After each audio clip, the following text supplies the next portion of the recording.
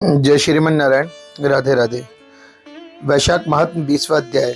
व्याध कहने लगा कि हे ब्राह्मण, कहाँ परमेश्वरों ने करोड़ों हजारों जीव रचे हैं, उनके भिन्न भिन्न क्रम देखने में आते हैं और अनेक सनातन मार्ग हैं। हे महामते, इन सबके स्वभाव एक से क्यों नहीं है, यह जानने की मेरी इच्छा है। आप विस्तार पूर्वक कहिए। यह सुन शंखमुनि कहने लगे, रजोगुणी, सतोगुणी और तमोगुणी इन 3 प्रकार के जीव होते हैं। इनमें से रजोगुणी रजोगुण के कर्म करते हैं और तमोगुणी तमोगुण के कर्म करते हैं तथा सतोगुणी सतोगुण के कर्म करते हैं। संसार में कभी कभी इन गुणों में विषमता भी हो जाती है। उसी कारण उच्च नीच कर्मों को करके फल के भोगने वाले जीव कभी सुख, कभी दुख और कभी अभाव पाते हैं। और प्रकृति के जीव इन्हीं 3 गुणों से बंधे हुए हैं। गुण और कर्म के अनुसार ये कर्मों का नाश और फल होता है। इन्हीं गुणों के अनुगणी होकर मनुष्य प्रकृति को प्राप्त होते हैं। प्रकृतिस्थ मनुष्य प्राकृतिक गुण कर्मों से अभिमूर्तित है और वे प्राकृतिक गति प्राप्त करते हैं और प्रकृति का कभी नाश नहीं होता। तमोगुणी बहुत दुखी रहते हैं क्योंकि इनकी वृत्ति सदा तमोगुणी रहती है। वे निष्ठुर, निर्दय और सबसे द्वेष रखते हैं।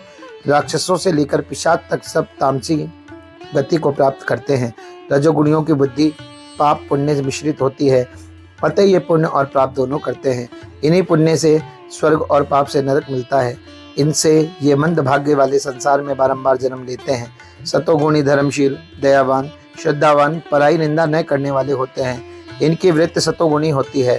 ये महा ओजस्वी, पाप रहित उधर्व लोक को जाते हैं, अतएव भिन्न भाव और पृथक बुद्धि वाले हैं। उन्हीं के गुण और कर्म के अनुसार विष्णु भगवान इनसे कर्म कराते हैं और अपने अपने स्वरूपों की प्राप्ति के निमित्त पूर्ण हैं। कामना जिनकी विष्णु भगवान की विषमता नहीं है, विष्णु भगवान उत्पत्ति, पालन और संहार समान भाव से करते हैं। वे सब अपने अपने गुणों से कर्मों के फल भोगते हैं। जैसे बगीचे से उत्पन्न सब वृक्षों के ऊपर मेघ समान भाव से बरसता है और संपूर्ण वृक्ष एक ही नाली से सींचे जाते हैं, परंतु सब वृक्षों की प्रकृति भिन्न भिन्न होती है। यद्यपि बाग लगाने वाले को कुछ विषमता और निर्गुणता नहीं रहती। व्याध कहने लगा कि हे मुनि, पुण्य भोग वाले मनुष्यों की मुक्ति कब होती है? सृष्टि काल में या अंत काल में अथवा स्थिति काल में? और सृष्टि, स्थिति तथा संहार के काल की मर्यादा कितनी है? हे ब्राह्मण, यह मेरे सामने आप विस्तार पूर्वक कहिए। शंख बोले, 4 सहस्त्र युग का ब्रह्मा जी का एक दिन और एक ही रात्रि होती है। इस प्रकार दिन रात मिलाकर ब्रह्मा का एक दिन होता है। 15 दिन का एक पाक और 2 पक्ष का एक महीना होता है। 2 मास की एक ऋतु और 3 ऋतुओं का एक अनय होता है। 2 अनय का एक वर्ष होता है। इसी प्रकार से ब्रह्मा जी के 100 वर्ष व्यतीत होने पर ब्रह्म कल्प पूरा होता है। वही प्रलय का समय है, ऐसा वेद वेताओं का मत है। प्रलय 3 प्रकार की होती हैं। एक मानव प्रलय जब मनुष्यों का अंत होता है, दूसरा ब्रह्मा जी के दिन समाप्ति के समय होती है और वह दैनंदिनीय प्रलय कहलाती है।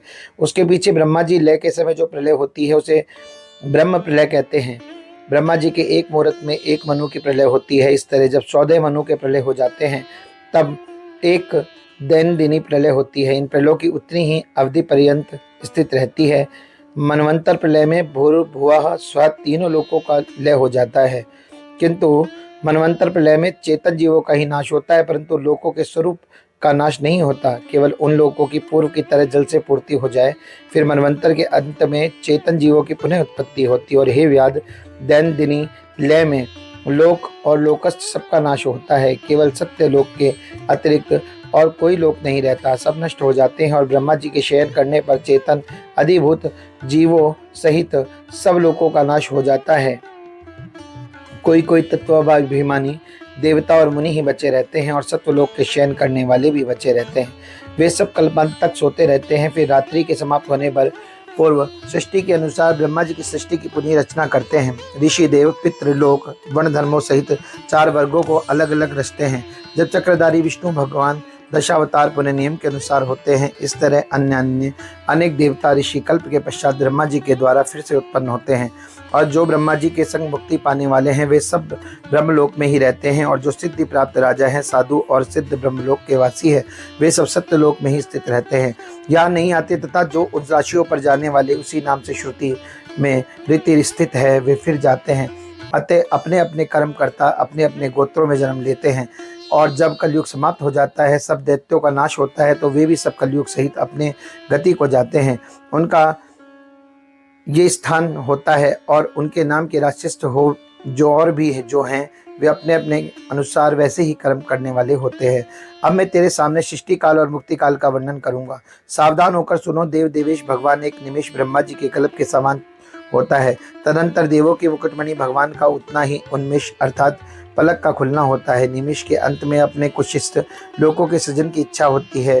तब सब लोगों का और अनेक समूहों का अपने उदर में रखते हैं और उनमें कितने ही सृजन योग्य, कितने ही मुक्त और कितने ही ऐसे होते हैं जिनका लिंग देह छूट गया है। वे सुप्त हैं, संसार में स्थित हैं और वे सब तमोगुण संबंध युक्त होते हैं। कुछ ऐसे भी होते हैं जो पूर्व कल्प में विधि पूर्वक लिंग भंग को प्राप्त हुए हैं। मानवंतर पर्यंत जीवन कोश, जीवन मुक्त और मुक्तिगामी जो पूर्व कल्प में विमुक्ति और ब्रह्मा से लेकर मनुष्य तक विष्णु की कुक्षिगत में गत होकर भी ध्यानस्थ रहते हैं। उन्मेष के प्रथम भाग में चित्रव्यूहात्मक विभु पटगुण्य होकर व्यूह में स्थित वासुदेव से ब्रह्मा को सायुज्य देकर महाविभु तत्पश्चात महात्माओं के तत्वज्ञानी स्वरूप की मुक्ति देते हैं।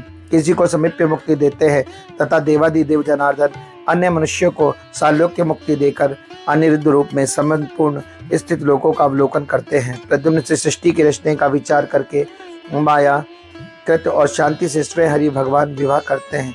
वासुदेव आदि से लेकर पूर्ण गुणों से युक्त चतुर्व्यूह है।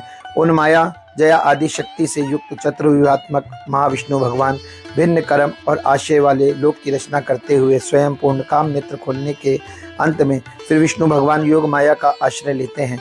व्यवस्थ संकर्षण से चराचर का नाश करते हैं। ये सब उस महात्मा का अवर्णीय काम है। यह कार्य ब्रह्मादिक और योगियों द्वारा भी अकथनीय है। यह सुन व्यास ने पूछा, है महाराज, भागवत धर्म कौन से हैं और किन धर्मों से विष्णु भगवान प्रसन्न होते हैं? उनको सुनने की मेरी इच्छा है। और मेरे सामने कई ये शंख बोले, जिस धर्म से चित्त शुद्ध होता है और सज्जनों का उपकार होता है उसको संतों के धर्मों को जानो, तथा जिसकी कोई निंदा न कर सके और जो धर्म श्रुति और स्मृति के अनुकूल हो, कामना रहित तो हो और लोक से विपरीत न हो, उसे सात्विक धर्म जानना चाहिए। वर्णाश्रम के विभाग में वे धर्म 4 प्रकार के हैं और प्रत्येक धर्म 3 प्रकार की है, नित्य, नैमित्तिक और काम्य। जब वे सब धर्म विष्णु भगवान को समर्पण किए जाएं तब उनको सतोगुण युक्त भागवत धर्म कहा जाता है। जब किसी कामना के निमित्त अन्य देवताओं को समर्पण होते हैं तब रजोगुणी होते हैं और राक्षस पिशाच आदि लोक निष्ठुर देवताओं का पूजन करना, हिंसा करना, ये सब निंदित तमोगुणी कर्म है। सतोगुणी मनुष्य जो विष्णु भगवान के प्रिय सात्विक धर्मों को करते हैं वे धर्म में भागवत धर्म कहते हैं। जिनका चित्त सदा विष्णु भगवान में रहता है और जिव्या से भगवान के नाम रखते हैं, भगवान के चरणों को हृदय में रखते हैं, वही भागवत धर्म है।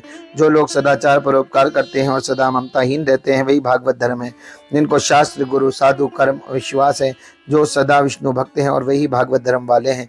जिन्हें विष्णु भगवान के प्रिय धर्म सदा मंतव्य है, वे श्रुति तथा स्मृति में बताए वही धर्म उत्तम है। सब देशों में घूमना, सब कर्मों को देखना, सब धर्मों को सुनना, परंतु चित्त को विषय में रखने वाले उनको कुछ भी नहीं कर सकते।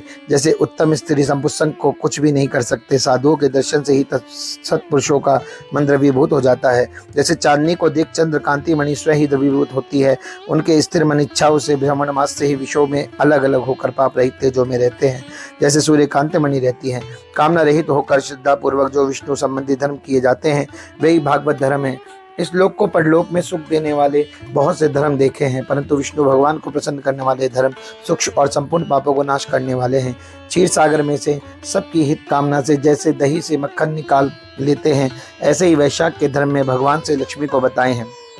मार्ग में छाया करना, प्याऊ बनवाना, पंखा से हवा करना, सुपात्रों को दान करना, छत्र, जूता, कपूर, सुगंधित द्रव्यों का दान करना और धन पाकर बावड़ी, कुआं, सरोवर बनवाना। सायंकाल के समय शरबत, फूल दान करना, ताम्रमूल दान करना, गोरस दान करना तो सब दोनों से उत्तम है। रास्ते में थके हुए नमक मिली छाछ करना, दान करना, उपटन करना, थके हुए ब्राह्मणों के चरण धोना, चटाई, कंबल, पलंग का दान करना, गोदान तथा शहद और तिल का दान संपूर्ण पापों को नाश करने वाला है। सायंकाल के समय ईख, ककड़ी का दान करें और रसायन का दान करें और पितृश्वरों के निमित्त तर्पण करें। ये सब वैशाख में करने योग्य धर्म है। प्रातःकाल उठ स्नान कर ब्राह्मणों से कथा सुनने, फिर नित्य कर्म करके मधुसूदन भगवान का पूजन करें। वैशाख महात्म्य की कथा में मन लगाए, तेल और उपटन को छोड़ दे, कांच से के पात्र में भोजन न करें, निषिद्ध भोजन और वृथा बकवाद न करें। घिया, गाजर, लहसुन, तेल, मिष्ट, गांजी, फूट, घिया, तोरई तथा पोई, कलिंदा, सहजना, चौलाई, कुल्थी और मसूर का त्याग दें। बैगन, कलिंदा, कौंदो, चौलाई, कसूर, मूली, गुजर, बेलफल, लिसोड़ा, इनका सेवन वैशाख में भूलकर भी न करें। जो इनमें से एक भी खाए तो चांडाल की योनि में जन्म ले और वैसों जन्म पर्यंत पशु बनते हैं, इससे संदेह नहीं है। ऐसे मधुसूदन भगवान की प्रसन्नता के निमित्त व्रत करें और व्रत के समाप्त होने पर विष्णु भगवान की प्रतिमा बनाकर वस्त्र पहनाकर दक्षिणा सहित ब्राह्मण को अर्पण करें। वैशाख शुद्ध द्वादशी के दिन दही और अन्न का दान और जल का घड़ा, ताम्रमूल, फल और दक्षिणा सहित पश्चात जूता छत्र दान करें। ब्राह्मण को भोजन कराएं। शीतल जल, दही, अन्न, तांदुल दक्षिणा लेकर कहें कि यह मैं धर्मराज के निमित्त दान करता हूँ, यमराज मेरे ऊपर प्रसन्न हो। अब सभ्य होकर गोत्र सहित इसका उच्चारण करें। फिर दही और अन्य पितृश्वरों की तृप्ति और अक्षत दें। फिर गुरु को, फिर विष्णु को शीतल जल और कांसे के पात्र में दही, अन्न, दक्षिणा, ताम्रमूल, फल रखकर कहे कि हे विष्णु, मैं वैकुंठ की प्राप्ति के निमित्त ये दान करता हूँ। फिर कुटुंबी ब्राह्मणों को यथाशक्ति को दान करें। ऐसे दंभ को छोड़ सदा व्रत करे और सब पापों से छूट अपने 100 कुल का उद्धार कर, सब कुलों का उद्धार कर, सब प्राणियों को देखते देखते सूर्य मंडल को भेद कर योगियों की दुर्लभ जो विष्णु का परम धाम है उसमें चला जाता है। जब व्याध के पूछने पर वैशाख के धर्मों की कथा शुद्धदेव जी कहने लगे, तब ही सबके देखते देखते पंचशखा पृथ्वी पर गिरता हुआ उसी वृक्ष की कोटर में से एक बड़ा भयंकर सर्प तत्काल पाप रूप दे त्याग कर हाथ जोड़कर सिर झुकाए वहां बैठ गया। लक्ष्मी नारायण भगवान की जय। जय श्रीमन नारायण। राधे राधे मित्रों।